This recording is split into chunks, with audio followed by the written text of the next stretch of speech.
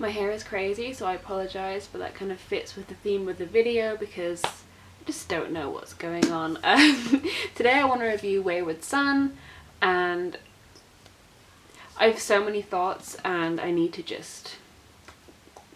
So Carry On is one of my all-time favourites. I just love it. It's so cozy. I love the characters. It just makes me feel safe and at home when I read it. So Wayward Son is obviously very, very anticipated. It was one of my like 2 reads of the year. I just was very excited for it coming out. So for those who don't know, the premise of Wayward Son is that after the events of Carry On, where Simon has saved the day, he's now in a slump. He's kind of directionless, aimless, he's lost his purpose really, and he can't get off the couch. It's very well outlined in the epilogue, which actually starts the novel, which I thought was quite smart. But yeah, here we go.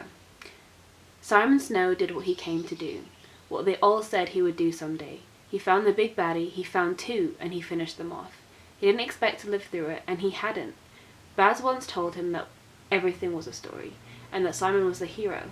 They'd been dancing at the time, touching. Baz was looking at Simon like anything was possible for them now, like love was inevitable. Everything was a story, and Simon was the hero. He saved the day. That's when stories end, with everyone looking ahead to happily ever after. This is what happens if you try to hang on after the end. When your time has come and passed, when you've done the thing you were meant to do. The theatre goes dark, the pages go blank. Everything is a story, and Simon Snow's is over. But it's not. So yeah, so then Penny suggests going on this big road trip to America to try and get Simon out of his slump, and also to visit Agatha, who's moved out there to try and get away from everything and just forget magic and all the kind of traumatic events of Carry On. And that's basically the setup of the novel, and then the rest of the novel is their road trip and what they encounter on the way. I really like the portrayal of how Simon's slump affected his relationship with Baz, because obviously, you know, I've not saved the world as, you know, a young wizard or witch, but I have had times where, you know, things have been tough, and I found, you know, it really hard to get motivation for things, and then how that kind of affects your relationship with your friends and your family, and how they see you like slightly differently and everything like that. I thought that was really nicely explored, and I've not seen that explored in a fantasy setting before, so that was really interesting to me. I also really liked Agatha kind of escaping to America, you know, trying to get as far away from possible from this fantasy world, because obviously in most books there are people trying to find their way into a fantasy world, whereas she's experienced it, it didn't go very well, and she just wants to get as far away from possible. And also how the kind of events of Carry On affected Penny, what am I doing? And this might be slight spoilers, but I just love this kind of description in one of Penny's sections in the book. So yeah, I don't think it's that spoilery. I'm not sure why I thought we had to do this alone. My mother is one of the wisest witches in the world. She's one of the most powerful mages in England, and never once did I seriously consider asking her for help. Pre-Humdrum, Penelope never had to. I had the most powerful mage in the world as my best friend. Together we were invincible. Oh hell, that was never true, was it? I was never invincible. I was just in the vicinity. Simon has no power now, and I'm as powerful as I ever was. Which it turns out isn't very powerful at all. So very sad, but I also like that kind of exploration of a character on the fringes really, because obviously Simon's the hero and blah blah blah, the chosen one, we all care about his story, but I really liked the kind of representation of Penny's story and how hers also has to continue after those events, and she almost has a sense of guilt for feeling bad about it because she wasn't really even the main one in that story, if that makes sense. But I liked that kind of exploration into those characters and how, you know, the events of Carry On affected all of them, and that hasn't really, I mean for me, been explored that much in a kind of fantasy setting, like what happens after the end essentially. So strangely, the book's biggest strength is also its biggest weakness for me, and that is that it's very different from Carry On, which I liked because it, you know, it offers a kind of alternative take on the fantasy genre, like looking into, I guess, mental health and how, you know, you can really feel like you've fulfilled your purpose at such a young age and how that affects you mentally. That was really interesting, but also because it's so different from Carry On, I couldn't help but feeling really sad when I was reading it, because obviously, like, you know, the feeling that I loved when reading Carry On wasn't really present in Wayward Son, because this book is a lot more aimless, it's a lot more I guess dark, and I guess not as fluffy, because, you know, the characters are having problems and they're having kind of self-doubt and everything like that. So obviously all the kind of fluffy wholesomeness that I loved about Carry On isn't really present in this. This feels a lot more mature. I think the plot also mirrors Simon's aimlessness. Obviously they're on a road trip and they keep encountering different things, but it doesn't really feel like we're heading anywhere, and I guess that makes sense that it, you know, it mirrors his mental state, and it kind of puts us in the state that Simon is in, you know, not really knowing what's coming next, not having a plan, but it did make the novel feel like a bit of a, not a chore, I don't want to say a chore because I did enjoy reading it and I read it quite quickly as well, but I just didn't feel like we were heading anywhere. There was not really like a goal of an overarching thread, which I understand why. I really understand why there isn't one, and it did make me feel like, you know, we're aimless, what's going on, I have no idea, and I see why that happened, but as a reading experience I think I preferred Carry On, where I kind of knew there was like a goal, and I don't know, I guess it was more, Carry On is more tropey, like there's the hero, there's the villain, there's the goal, and then the big battle, and this is very much not that.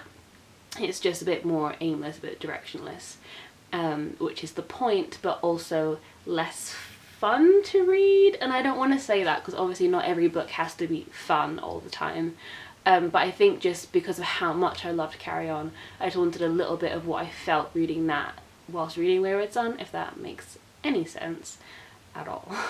Also certain characters like Shepherd, who comes in, if you've read it, you know who that is. I'm not going to spoil it if you haven't read it, but there's this character called Shepherd who I'm not really sure why they're there, unless, you know, I know there's a third book coming out after Wayward Son, so maybe they have a bigger role in that book, and then also the kind of the vampire that they meet in LA, Lamb, I think, yeah, his name's Lamb, which I wasn't sure if that was a Twilight reference or not, when Edward's like, oh, the lies down with the lamb, or I don't know.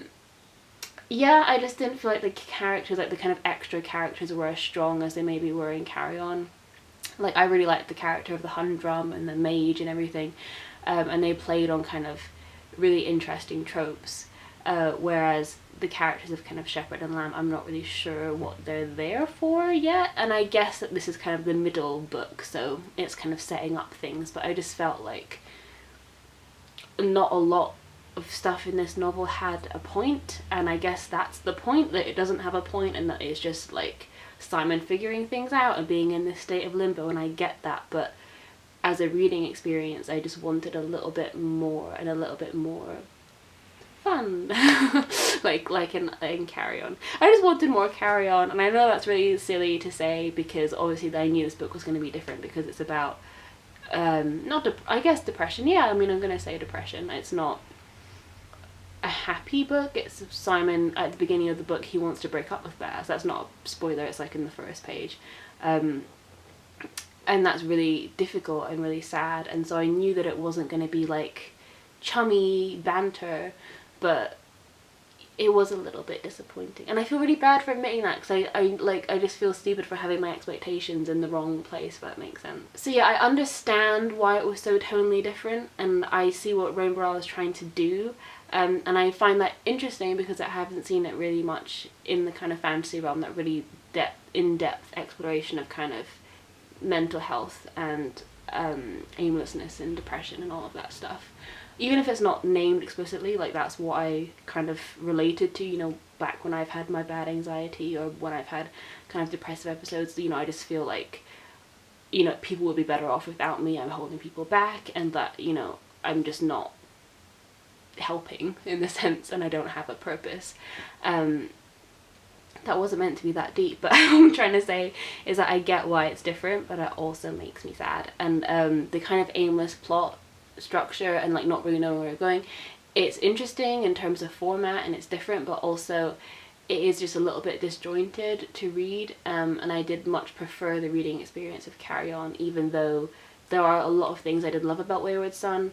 Like I said, you know, I've read out the extracts that really kind of stood out to me, and I love the characters still, and I'm obviously going to read the third book. I'm really excited to see what's next in their story. But yeah, I still feel a little bit conflicted. Also, maybe this is a slight spoiler if you haven't read it, so I'll like mute this part of the video and I'll just do this when I'm done. But the end of the book, Penelope gets a text and they have to all return to Watford. So Carry On is set in Watford. This is not set in Watford, and the third book is set in Watford. So it makes me think, like, is Wayward Son just filler until we can go back to, I don't know. I mean, I really appreciate what it's doing, like really exploring that kind of in-between stage, but it just fell a little bit flat for me, and it just wasn't. Yeah, I feel really dumb saying I didn't have as much fun as I did in Carry On, because I didn't expect to, but also I kind of did, so I'm not sure. Also, it's a lot shorter than I thought it would be. Carry On is like a big chunky boy, whereas Wayward Son is not that much, so I was expecting kind of a little bit more of a balance, really, between the kind of darker moments and then the kind of fluffiness, but I don't know, I just feel really silly just sitting here being like, I wanted it to be cuter, when like what Rainbow Rowell is doing is actually really important and really interesting, and it hasn't been done before, that kind of, like I said, the in-depth exploration of what happens after the end. So I don't know, on the one hand, I really love the idea and the concept, and there are elements of it that I loved, and I still love the characters so much and I would die for them. And on the other hand, it was a slightly unsatisfactory reading experience because I had certain expectations and it just didn't feel the way that reading Carry On felt, and that was so special to me that I obviously just wanted a little bit of that back, and it was kind of strange to see the same characters but then not experience those same feelings that I experienced when reading Carry On. If you read Carry On and if you've read Wayward Son, please speak to me in the comments, because I don't have a lot of friends who have read both, and I want to discuss in a lot of detail, because I have a lot of feelings and I need someone with me. So yeah, please let me know what you think, because I still don't know what I think, really. I mean, I've rambled on enough about it, but I still haven't come to a solid conclusion. Okay, so I very helpfully wrote an overall post-it so that I know what my overall feelings are, which I'd forgotten that I'd done. So, overall, I enjoyed the refreshing take on the fantasy genre. The mental toll of saving the day is not often explored in such depth with such detail. However, the plot-driven elements felt weaker, and I wish it had retained some of the love and magical atmosphere I adored in Carry On.